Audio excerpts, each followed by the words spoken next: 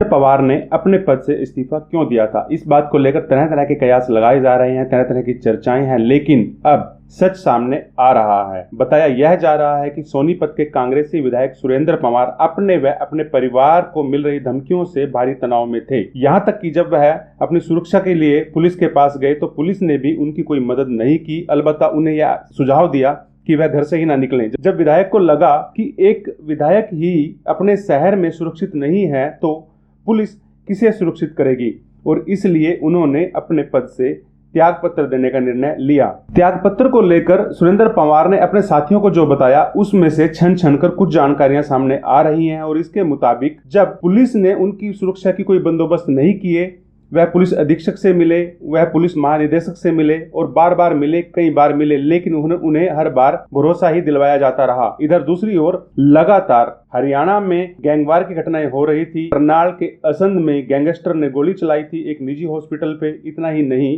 पंजाब में भी जिस तरह से सिद्धू मूसेवाला की हत्या कर दी गई थी, इन सभी घटनाक्रम से सुरेंद्र पवार बुरी तरह से घबरा गए। उन्हें अपनी व अपने परिवार की सुरक्षा की भारी चिंता सता रही थी। उन्हें डर लग रहा था कि किसी भी वक्त उनके साथ अनहोनी हो सकती है। उन्होंने जो जानकारी दी इसके मुताबिक उनके पास दुबई से बदमाश बार बार फोन कर रहे थे और पुलिस ने उन्हें कहा कि वह अपने घर से बाहर ना निकले। उन्होंने यह भी बताया कि बदमाश उनसे 5 करोड़ रुपए की मांग कर रहे थे। इतना ही नहीं, जब उन्होंने बदमाशों को रिस्पांस नहीं दिया तो बदमाशों ने उन्हें चेतावनी दी कि वह उसके बेटे की हत्या कर उसकी लाश के टुकड़े टुकड़े करने का एक डेमो उनके पास भेज देंगे, और जिससे विधायक बुरी तरह से घबरा गए।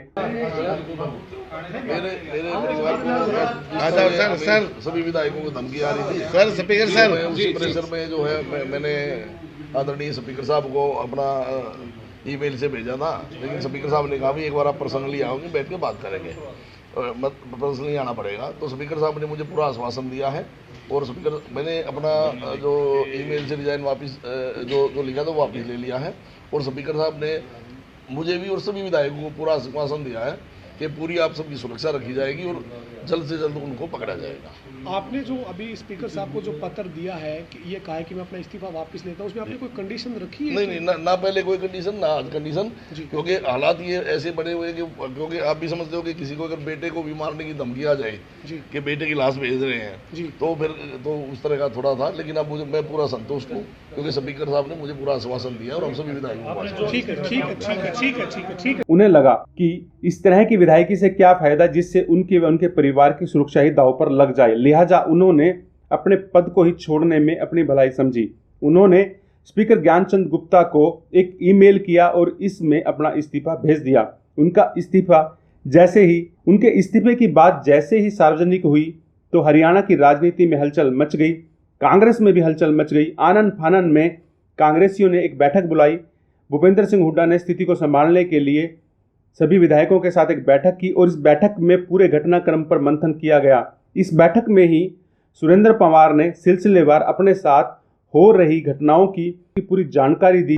हालांकि अब सुरेंद्र पवार ने अपना इस्तीफा वापस ले लिया है और इसके बाद विधानसभा के स्पीकर ज्ञानचंद गुप्ता ने भी स्पष्ट कर दिया कि उनका इस्तीफा विड्रॉ कर दिया गया है। इसके बाद यह घटनाक्रम भले ही खत्म हो गया हो, लेकिन जिस तरह से विधायक अपनी सुरक्षा को लेकर गंभीर थे, चिंतित थे, और जिस तरह से पुलिस ने उनके साथ जो व्यवहार किया, इससे हरियाणा में पुलिस की कार्यप्रणाली पर कई सवाल खड़े होते नजर आ रहे हैं। वह भी तब जब हरियाणा के गृह मंत्री अनिल विज बेहद कड़े हैं, बेहद सख्त हैं और ईमानदार भी हैं, और माना यह जा रहा है कि उनके कुशल नेतृत्व में पुलिस चुस्ती और मुस्तैदी से काम करेगी, लेकिन ऐसा होता नजर नहीं आ रहा। विधायक ने जब भूपेंद्र सिंह हुड्डा के घर पर अपने साथ हुई घटनाओं की जानकारी दी, अपनी आप बीती सुनाई, तो उन्होंने बताया कि 25 जून से उनको धमकियां आनी शुरू हुई थी। उनसे रंगदारी के 5 करोड़ रुपए मांगे गए। इस बारे में सोनीपत के पुलिस अधीक्षक को उन्होंने बताया तो पुलिस ने उन्हें सलाह दी कि वह अपना फोन ब्लॉक कर दे, और जैसे ही विधायक ने अपना फोन ब्लॉक किया तो इसके तुरंत बाद उनके बेटे पर उसी नंबर से कॉल आना शुरू हो गया। इतना ही नहीं, कई सारे व्हाट्सएप भी आए, और इस तरह जब व्हाट्सएप और कॉल आना शुरू हुआ, उनके बेटे के पास कॉल और व्हाट्सएप मैसेज आना शुरू हुआ, तो पवार परिवार बुरी तरह से घबरा गया और इतनी बुरी तरह से वह दहशत में आ गए कि अपने बच्चों तक को स्कूल और ट्यूशन पर भेजना बंद कर दिया। इसके बाद भी बदमाशों की गतिविधियां थम नहीं रही थी, बदमाशों की धमकियां थम नहीं रही थी। विधायक के पास फिर फोन आ रहे थे और उनसे बार बार रंगदारी की मांग की जा रही थी।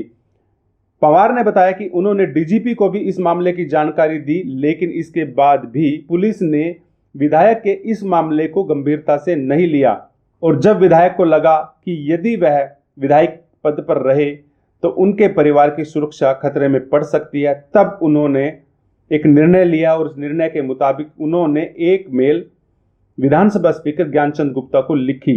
हालांकि ईमेल से भेजे गए इस्तीफे स्वीकार नहीं होते, लेकिन सुरेंद्र पवार के पास अपना विरोध दर्ज कराने के लिए इसके अलावा कोई चारा नहीं था। वह स्पीकर को बताना चाह रहे थे कि एक विधायक अपनी सुरक्षा को लेकर कितना असहाय है, कितना डरा हुआ है और उसकी सुरक्षा की ओर पुलिस ध्यान नहीं दे रही। बताया यह जा रहा है कि जब सुरेंद्र पवार ने अपने इस्तीफे की मेल स्पीकर को भेजी तो उसके तुरंत बाद पुलिस में खलबली मच गई। पुलिस के एक सीनियर ऑफिसर ने उनको फोन किया और आश्वासन दिया कि 15 दिन के अंदर अंदर इस मामले को सुलझा लिया जाएगा, बदमाशों को पकड़ लिया जाएगा। लेकिन इसके बाद सुरेंद्र पवार के इस्तीफे की बात सार्वजनिक हो गई और इसके सार्वजनिक होते ही कांग्रेस समेत हरियाणा की राजनीति में हलचल मच गई और एक घटनाक्रम के बाद सुरेंद्र पवार ने हालांकि अपना इस्तीफा विड्रॉ कर लिया है, लेकिन इसके बाद भी अब जिस तरह के हालात बने हुए हैं इससे कहीं ना कहीं पुलिस की कार्यप्रणाली पर कड़े सवाल, गहरे सवाल खड़े होते नजर आ रहे हैं कि क्या एक जनप्रतिनिधि ही जब प्रदेश में सुरक्षित नहीं है तो आम आदमी की सुरक्षा का क्या होगा।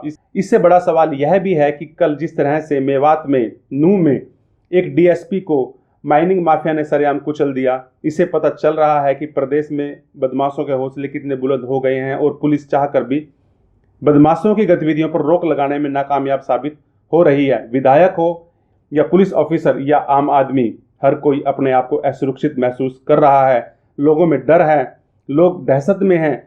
जिस तरह से बदमाश सरेआम गोलियां चला रहे हैं उससे आम आदमी अपनी सुरक्षा को लेकर बेहद चिंतित है। भले ही सुरेंद्र पवार को यह आश्वासन मिल गया है कि पुलिस उनकी सुरक्षा व्यवस्था देगी क्योंकि वह विधायक हैं, जनप्रतिनिधि हैं और उनकी आवाज़ सुनी जाती है, लेकिन प्रदेश में ऐसे अनेक लोग हैं जिनकी आवाज़ को कोई नहीं सुन रहा और इसका सबसे बड़ा उदाहरण है करनाल के असंध में मीनाक्षी हॉस्पिटल, जिस पर सरेआम गोलियां चली और इसके बावजूद भी आज तक पुलिस इस गिरोह की तह तक नहीं पहुंच पाई। हालांकि करनाल पुलिस ने कुछ बदमाशों को गिरफ्तार जरूर किया है, इसके बावजूद भी अभी तक बदमाशों की गतिविधियों पर हरियाणा में रोक लगती नजर नहीं आ रही। बहरहाल सुरक्षा के मुद्दे पर हम इसी तरह से आम आदमी से लेकर जनप्रतिनिधियों की आवाज उठाते रहेंगे। आपसे निवेदन है कि आप हमारे चैनल को लाइक करें, सब्सक्राइब करें, जिससे हमारा हौसला बढ़ेगा और हम इसी तरह से मुखर अंदाज में आपकी आवाज को उठाते रहेंगे। धन्यवाद। जय हिंद।